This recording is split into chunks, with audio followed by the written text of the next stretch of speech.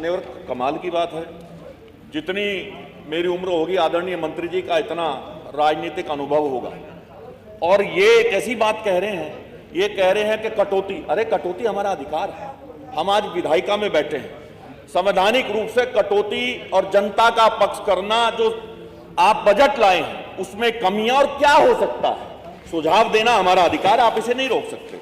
मान्यवर, जब 2017 में भारतीय जनता पार्टी के लोग बड़े बड़े नेता प्रचार कर रहे थे तो हमेशा उत्तर प्रदेश के कोने कोने में जाते थे और जाकर के बात करते थे, हम किसान की आय दुगनी करने का काम करेंगे, किसान को ऐसा कर देंगे कि किसान के घर में जहाज खड़े होंगे, किसान के बच्चों की पढ़ाई अच्छी होगी।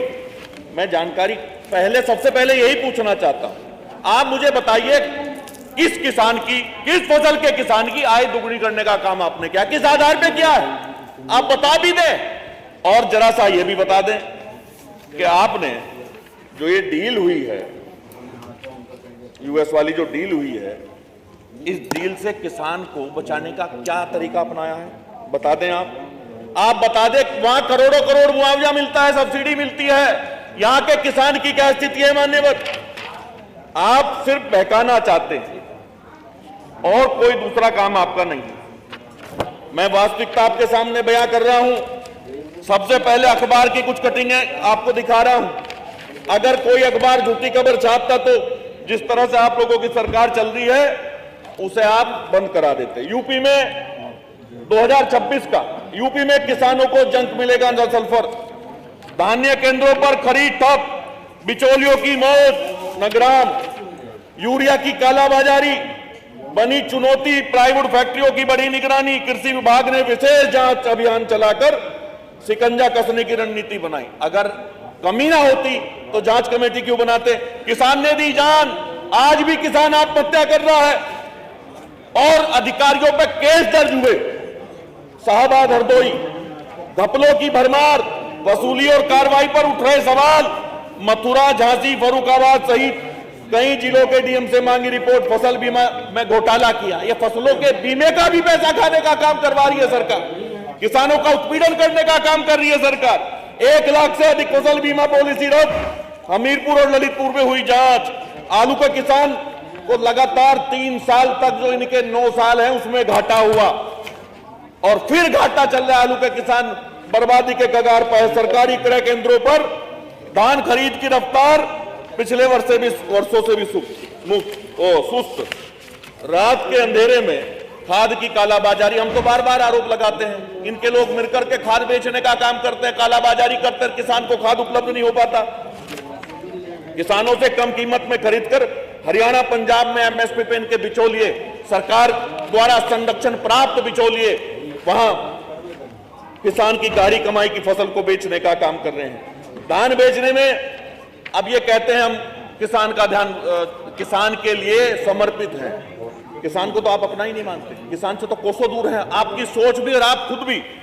धान बेचने में किसानों के छूट रहे पसीने। कैसे बढ़े खेती की गति, 50 जिलों में कृषि विस्तार अधिकारी नहीं है।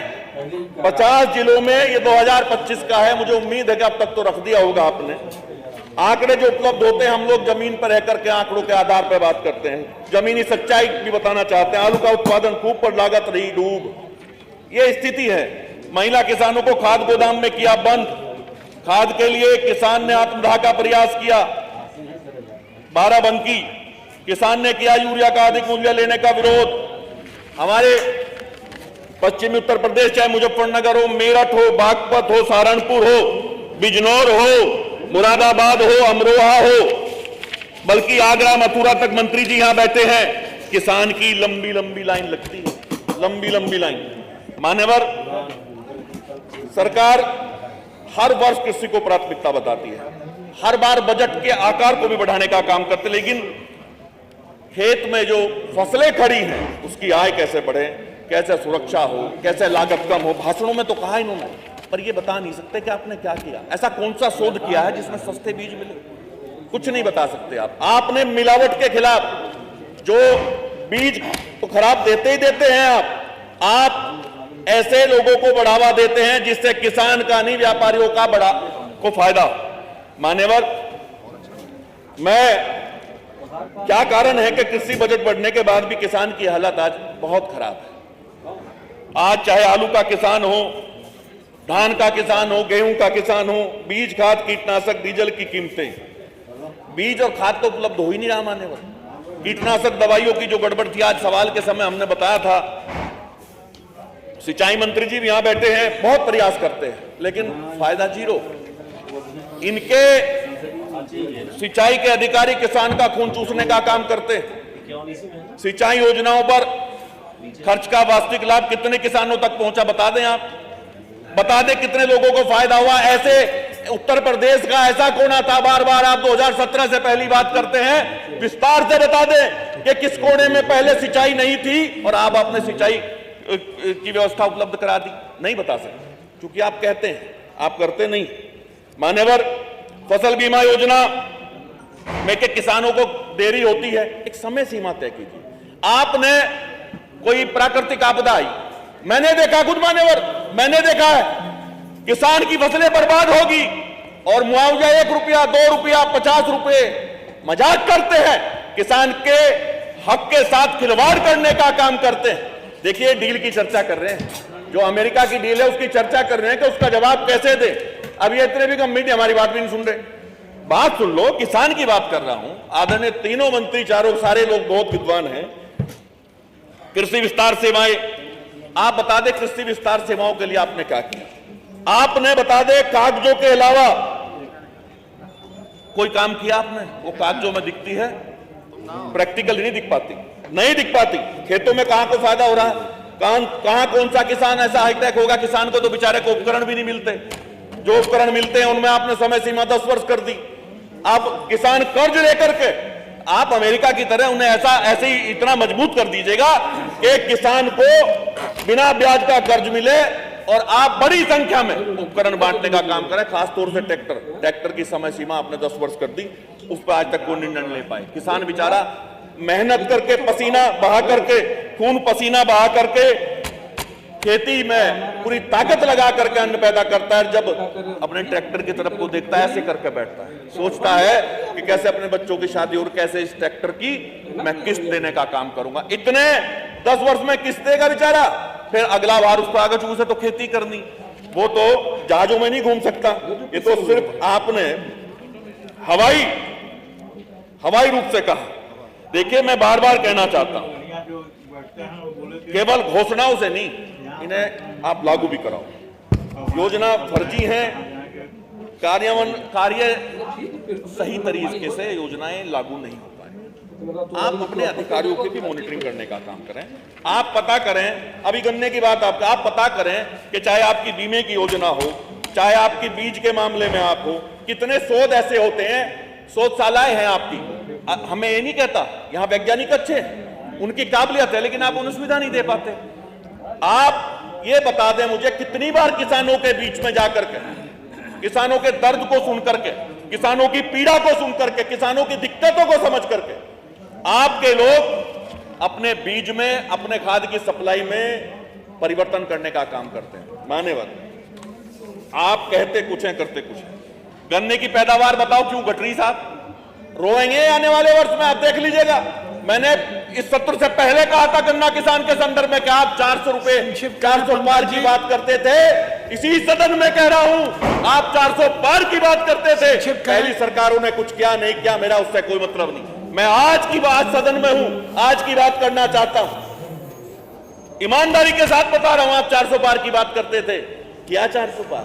नहीं कर पाए 400। आप 400 तक लेके गए हैं, और वो भी तब गन्ना 450, पौने 500, 425, 450, पौने 500 रुपए प्रति क्विंटल कोल्हू पे बिका है।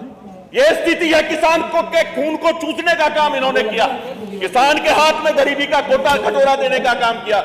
मुझे ऐसा लगता है इस सरकार की मंशा ठीक नहीं है किसानों के बारे में। मैं बार बार नकली खाद की बात करता हूं, गांव गांव में आप जांच कर लीजिएगा, गांव गांव में दुकान खोल करके बैठे हैं, नकली खाद बेच रहे हैं, नकली दवाई बेच रहे हैं। इनका सत्यापन कब कब होता है? मान्यवर, कुछ सुझाव भी मान लीजिए। आलोचना करना तो हमारा यहां हम करेंगे, आपको एक आईना दिखाएंगे कि जो आप बजट लाए हैं लगभग 10,888 करोड़ का, उसके अलावा बहुत दिक्कतें हैं। और मैं समझता हूं कि उत्तर प्रदेश का सबसे बड़ा बजट कृषि पे और शिक्षा पे होना चाहिए था, जो आप नहीं होना चाहिए था। मान्यवर, ईट का सत्यापन नहीं किया जाता, नकली दवाई नकली खाद पे कोई रोक लगनी चाहिए। महंगी दवाई किसान का खून चूसने का काम करती है, खर्चा बढ़ाने का काम करती है, लागत बढ़ जाती है, जिसका आपके पास कोई जवाब नहीं है। और एक और दिक्कत है, महंगी दवाई लेगा, उसे खेत में डालेगा, नकली दवाई होगी, प्रभाव कम होगा, फसल में बीमारी रहेगी और पैदावार अपने आप घटने का काम करेगी। किसान नहीं मर रहा, पंकज जी आप उसे मार रहे हैं। समाप्त कर। मैं कटौती रख रहा हूं, कटौती में तो समय मिलना चाहिए। नहीं नहीं, कटौती रख रहा हूं। नहीं, आप बैठे थे सदन में जब ये बात तय हुई है, आप समय सीमा के अंदर बात खत्म करें कृपया। अच्छा, मान्यवर, नकली पेस्टिसाइड पे नकेल लगनी चाहिए। अपनी बात संक्षेप में समाप्त करें। मैं कर रहा हूं। नकली पेस्टिसाइड पे नकेल लगनी चाहिए। किसान खेत के लिए दवाई मांगता है, उस पे कानूनों को मजबूत करने का काम करो। मान्यवर, आप जब किसान कोई शिकायत करता है उसकी कोई सुनता नहीं, चाहे नकली खाद की बात हो या कोई भी बात हो, कोई सुनने का काम नहीं करता। सही कह रहे थे आज माननीय सदस्य, लंबी लंबी लाइनें लगती थी खाद के लिए। और जी आज तो पंकज जी समाप्त करें। आप अपनी मनोदशा को सही करिए। आज सरकार आपकी और मैं आज की बात कर रहा हूं, पुरानी बात नहीं कर रहा हूं। और दुर्भाग्य रहा मेरा, मैं जिस क्षेत्र से चुनकर के आता हूं, तीसरी बार विधायक हूं, मैं कभी सरकार में रहा ही नहीं, अब भी विपक्ष में। ठीक है, और विपक्ष की हैसियत से मजबूती से बात कर रहा हूं। मान्यवर, मेरी बात आई नहीं, किसान की बात आई नहीं, पूरी आनी चाहिए थी। और ये सरकार किसान के खून को चूसने का काम करती है। और एक सवाल छोड़ करके जा रहा हूं, अमेरिका की डील को से कैसे उसके दुष्प्रभाव से वो किसान को लूट देगा, बर्बाद कर देगा।